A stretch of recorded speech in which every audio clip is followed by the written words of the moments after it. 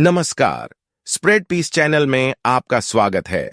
आज हम आपको सुनाएंगे पुष्पा सक्सेना की एक खूबसूरत कहानी, मुट्ठी भर खुशी।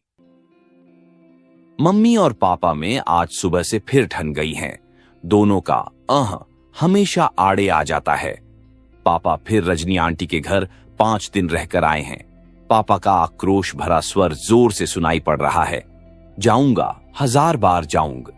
मैंने कोई पाप नहीं किया है। मेरे अपने हैं वे लोग, यहां तो गैरों को गले लगाया जा रहा है। जब से पापा आए हैं मम्मी आहत हैं।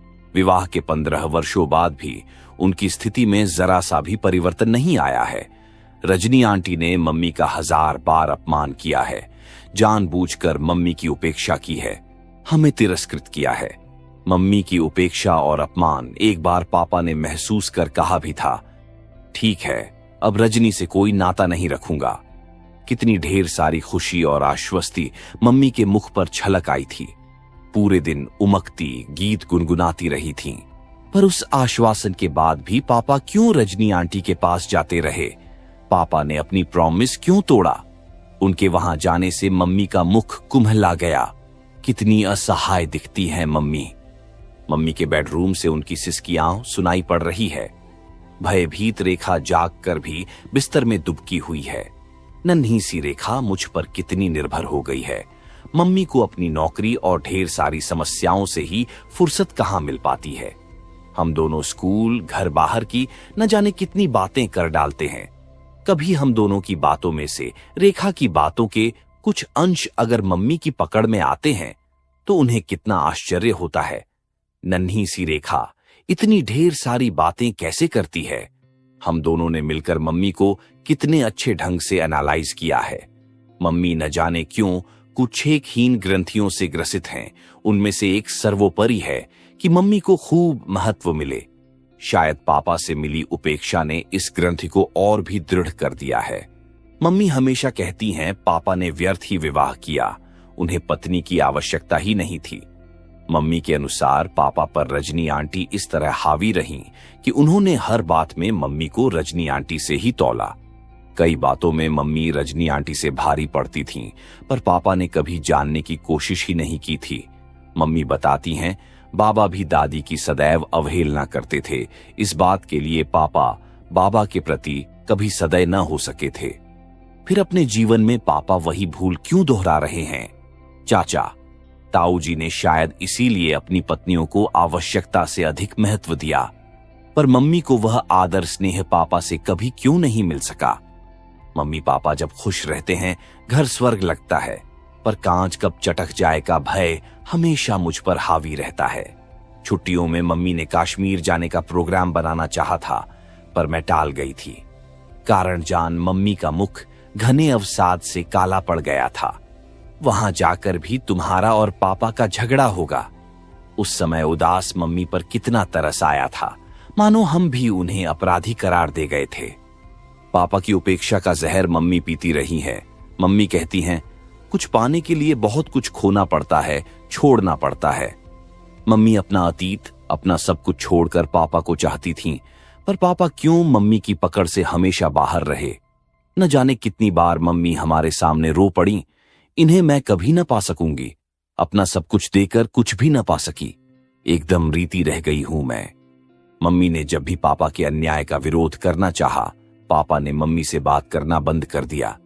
पापा का तिरस्कार मम्मी के रक्त में बहता है। मम्मी दिल से बहुत उदार हैं। कोई जरा सा भी उनके लिए करे, मम्मी अपने प्राण देने को तत्पर हैं। पापा भी बहुत उदार हैं, पर न जाने क्यों मम्मी के प्रति पापा सदैव अनुदार रहे। मम्मी को पापा का न्याय नहीं मिल सका। मम्मी को-एड कॉलेज में पढ़ी थीं। अपने समय की बेहद स्मार्ट, मेधावी छात्रा थीं। रजनी आंटी ने मम्मी को देखते ही पापा से कहा था, बहुत तेज है, तुम्हें तो बेच खाएगी।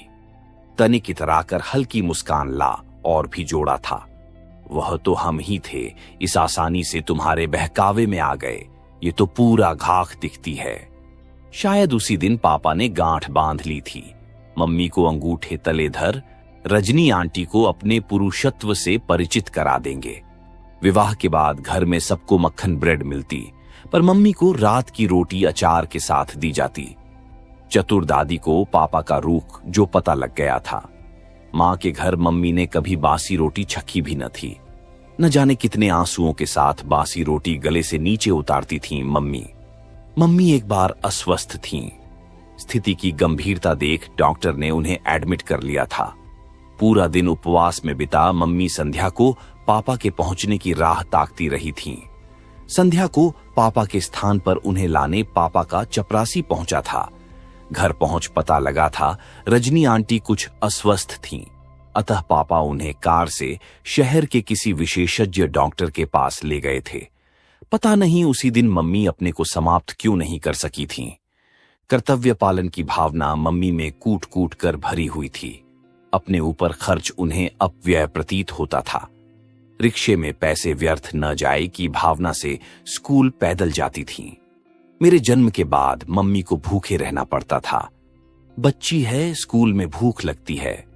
मम्मी पापा से भयवश यह भी नहीं कह पाती कि उन्हें मेरा भी तो पेट भरना था।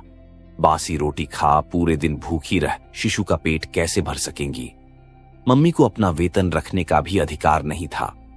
एक बार साहस कर अपने वेतन में से 50 रुपए धर, मम्मी अपना वेतन नहीं देगी तो घर का खर्च कैसे चलेगा। सचमुच मम्मी सबके लिए पैसा कमाने की मशीन ही रही, उनके लिए कब किसने सोचा। रेखा के जन्म के समय डॉक्टर ने मम्मी को पूर्ण विश्राम के निर्देश दिए थे। इसके पूर्व मम्मी कई बार अस्वस्थ हो चुकी थीं, अतः डॉक्टर ने पूरी परवाह की कड़ी चेतावनी दे रखी थी।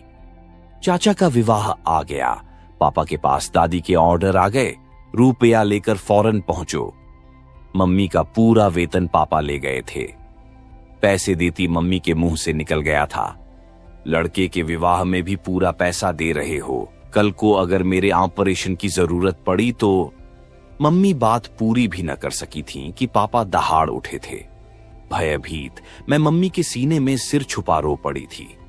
मम्मी की इच्छा के विरुद्ध पापा मुझे भी चाचा की शादी में ले गए थे।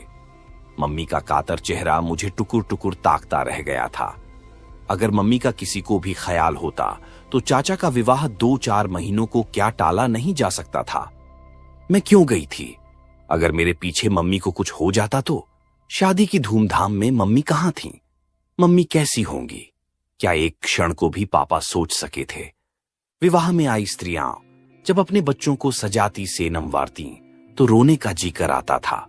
मम्मी की जब रजनी आंटी है नंसी उड़ाती तो मैं क्रुद्ध हो भाग जाती थी, पर पापा ने कब मेरे भागने पर ध्यान दिया था। पता नहीं रजनी आंटी के साथ पापा इतने खुश क्यों रहते थे, और गुस्सा तो मानो वह जानते ही नहीं थे। हम जैसे जैसे बड़े होते जा रहे हैं, मम्मी को नैतिक बल मिलता जा रहा है। अब वह दादी से भी उतना नहीं डरती। पहले मम्मी को यही डर लगता था पापा उनका परित्याग न कर दें। पापा कई बार ऐसा कह चुके थे। पिछली बार ताऊ जी के यहां से लौटते समय जब पापा ने फिर अलग रहने की बात दोहराई थी तो मम्मी का मुंह कितना उतर गया था। मम्मी ने कभी पापा का विरोध करने का साहस नहीं किया, क्योंकि उनकी एक बहन परित्यक्ता का जीवन झेल रही थी। इसी दुर्बलता का पापा हमेशा फायदा उठा मम्मी के घर के इस अभिशाप की याद दिलाते रहे। मम्मी हमेशा दबती रहीं। पापा से इतनी उपेक्षा पाकर भी मम्मी अन्य लोगों के मध्य अपनी वाक्पटुता, मुखर व्यक्तित्व के कारण बहुत लोकप्रिय हो जाती है। पापा के प्रति कई पुरुषों की आंखों में ईर्ष्या स्पष्ट झलकती है। स्वयं रजनी आंटी के पति मम्मी की प्रशंसा करते नहीं थकते। पापा मम्मी में वह सब क्यों नहीं देख पाते जो और लोग देखते हैं। पापा का लखनऊ ट्रांसफर हो गया। मम्मी ने निर्णय लिया जब तक उन्हें वहां दूसरी नौकरी नहीं मिलेगी वह नहीं जाएंगी। पहली बार पापा के ट्रांसफर पर मम्मी ने अपनी सरकारी नौकरी छोड़ दी थी। आज तक उसके लिए उन्हें पछतावा है। इस बार मम्मी ने अपना निर्णय स्वयं लिया है। निखिल अंकल ने पापा को किसी प्रकार की चिंता न करने का पूर्ण आश्वासन दिया है। मम्मी के सबसे बड़े प्रशंसक निखिल अंकल हैं। पापा के जाने के बाद से निखिल अंकल का घर पर आना बढ़ता ही जा रहा है। जब भी निखिल अंकल की गाड़ी आती है मैं अपने कमरे का दरवाजा जोरों से बंद कर देती हूं। कई बार मम्मी ने टोका भी है, पर न जाने क्यों उनके साथ मम्मी का हे नंसना असहम हो जाता है। पापा की अनुपस्थिति में निखिल अंकल हमारे अभिभावक से बनते जा रहे हैं। मेरी पढ़ाई में रुचि लेते हैं, पर उनकी बताई हर बात का ठीक उल्टा करना मानो मेरा उद्देश्य हो गया है। निखिल अंकल रोज रोज चले आते हैं, क्या एक दिन भी घर पर रहना अच्छा नहीं लगता उन्हें? बार बार निखिल अंकल का फोन आता है। उन्हें क्या और कोई काम नहीं है? मम्मी की इतनी परवाह रखने की उन्हें क्या जरूरत है? मम्मी की हर बात पर यूं मुग्ध होना क्या अच्छा लगता है? मम्मी के मुंह से निकली हर बात पूरी करना शायद ऑफिस के काम से भी अधिक महत्वपूर्ण है। मम्मी क्यों छोटे छोटे कामों का दायित्व भी अंकल को देती हैं? क्या मैं वह काम नहीं कर सकती? मम्मी क्यों नहीं समझती किसी के एहसान तले दब उनका अहम कब तक जिंदा रह सकेगा? पिछली बार जब पापा लखनऊ से आए थे, निखिल अंकल को लेकर मम्मी और पापा में कुछ कटु बातें हुई थीं। मम्मी कितना रोई थीं। घर में जब तक पापा रहे तनाव बना रहा। निखिल अंकल पर कितना क्रोध आया था। ये सच है, पापा मम्मी के प्रति सदैव अनुदार रहे, पर पिता के रूप में हमारे लिए उनके हृदय में अगाध स्नेह है। पहली बार लगा पापा अंदर से टूट गए हैं। ऊपर से वह मम्मी को डांटते रहे, क्रोध करते रहे, पर स्वयं कहीं गहराई में वह बहुत आहत थे। क्या मम्मी ने अपनी उपेक्षा का प्रतिशोध लिया है? नहीं, मम्मी कभी ऐसा नहीं कर सकती। शायद मम्मी अपनी जिस उपेक्षा के ठूंठ को वर्षों से पालती आई थीं, निखिल अंकल के छलकते स्नेह ने उस ठूंठ को हरे भरे पत्तों से पुष्पित और पल्लवित कर दिया था। पापा की अनुपस्थिति में मम्मी का व्यक्तित्व कितना सहज हो उठा था। हर बात में अपनी बुद्धिमत्ता, हाजिर जवाबी, परिहास से मम्मी आश्चर्यान्वित कर देती हैं। मम्मी के इस नए व्यक्तित्व से पापा सर्वथा अपरिचित ही क्यों रह गए? मम्मी निखिल अंकल के सामने कितनी छोटी सी, दुलराई जाने जैसी लड़की सी क्यों लगती है? पापा के सामने तो वह एकदम गंभीर प्रौढ़ा दिखती है। पिछले 2 दिनों से पापा मम्मी से बात नहीं कर रहे हैं। मम्मी कभी हमारे सामने रो रही हैं, तो कभी पापा की मनोहार करती दिखती है। मैं कोई निर्णय नहीं कर पा रही हूं। एक मन कहता है, मम्मी जिस आग में जीवन भर जली हैं, आज कुछ देर उसकी ज्वाला में पापा को भी दहकने दो। पर दूसरी ओर पापा के प्रति बहुत सहानुभूति हो रही है। कुछ दिन पहले एक कहानी पढ़ी थी। पति पत्नी और 2 बच्चों का सुखी परिवार था। पति ट्रांसफर पर दूसरे शहर चला गया। बच्चों की पढ़ाई के कारण पत्नी उसी शहर में रह गई थी। पति के घर आने के दिन पत्नी और बच्चे दरवाजे पर प्रतीक्षा में दृष्टि निबद्ध किए रहते। हर आहट पर कान सतर्क हो जाते। धीरे धीरे प्रतीक्षा में उत्सुकता के स्थान पर उदासीनता आती गई। पत्नी को शायद प्रेमी मिल गया था और बच्चे अपने में मस्त हो गए थे। न जाने क्यों यह कहानी पढ़ते ही मैं भयभीत हो गई थी।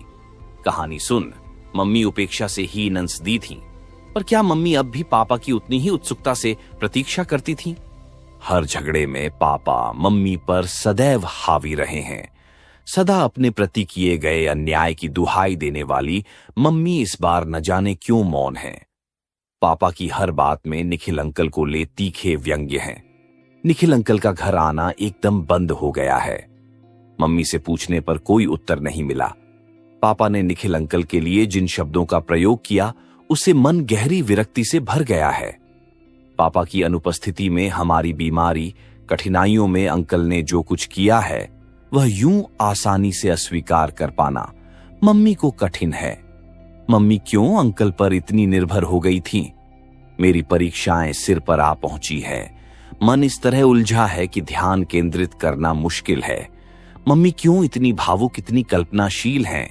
क्यों उन्होंने ढेर सारे सपने देखे थे? जीवन की वास्तविकता झेलने के लिए काश मम्मी व्यावहारिक बन पाती।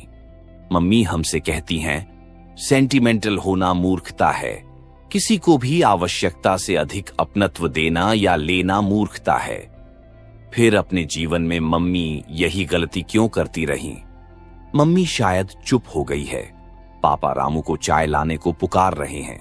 बेडरूम से निकलकर मम्मी किचन में गई हैं। कुछ भी होने पर मम्मी पापा की पसंद, उनकी आवश्यकता कभी नहीं भूल सकती। शायद दोपहर तक पापा और मम्मी में संधि हो जाएगी और जब हम दोपहर में स्कूल से वापस लौटेंगे, मम्मी खिले मुख से हमें बताएंगी, पापा ने अपनी गलती मान ली है, अब वह रजनी आंटी के घर कभी नहीं जाएंगे, उन्होंने वादा किया है। बस इस छोटी सी खुशी को मुट्ठी में दबाए मम्मी उल्लसित मन से शाम को पिक्चर और रात में बाहर डिनर का प्रोग्राम बना डालेंगी। हम सब बहुत उत्साह से एक अत्यंत सुखी परिवार के रूप में बाहर जाएंगे। पर मम्मी पापा नहीं जानते, रेखा और मेरा हृदय धड़कता रहता है। न जाने कब कांच चटक जाए, न जाने किस पल यह सुख स्वप्न टूट जाएगा और हम दोनों सहमे सिमटे फिर कभी मुट्ठी भर खुशी पाने की प्रतीक्षा में अपने कमरे में दुबक जाएंगे। आप सुन रहे थे पुष्पा सक्सेना की लिखी कहानी मुट्ठी भर खुशी।